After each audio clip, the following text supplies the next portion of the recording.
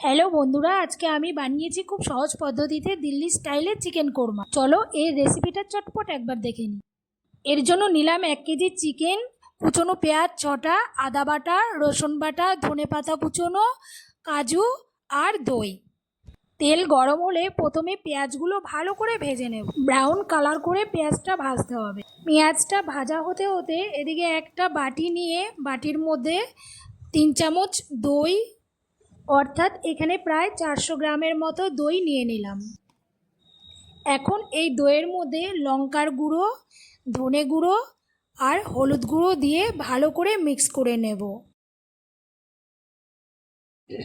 Mix করে নিলাম। ওইদিকে পেঁয়াজটাও হয়ে গেছে।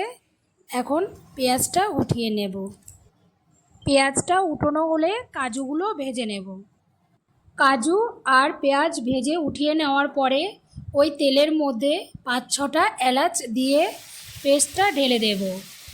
এখন আদা বাটা, রসুন বাটা আর নুন দিয়ে দিলাম। নুন দিয়ে 5-7 মিনিটের মতো মশলাটা ফ্রাই করে চিকেনগুলো দিয়ে দেব। চিকেনগুলো দিয়ে 4-5 মিনিট একটু ভালো করে নাড়াচাড়া করে নেব।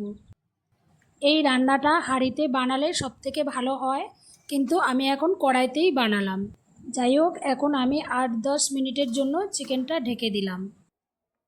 চিকেনটা সেদ্ধ হতে থাক, ততক্ষণ আমি কাজু আর পেঁয়াজের পেস্টটা তৈরি করে নেব। মিক্সিতে দিয়ে পেস্টটা তৈরি করে নিলাম। 10 মিনিট হয়ে গেছে। এখন ঢাকনাটা খুলে চিকেনটা একবার দেখে নেব। চিকেনগুলো খুব সুন্দর সিদ্ধ হয়ে গেছে।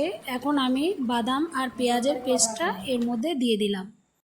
বাদাম আর পেঁয়াজের পেস্টটা ভালো করে চিকেনের সাথে মিশিয়ে নেওয়ার পরে আমি আরও কিছু সময় চিকেনটা ঢেকে দেব।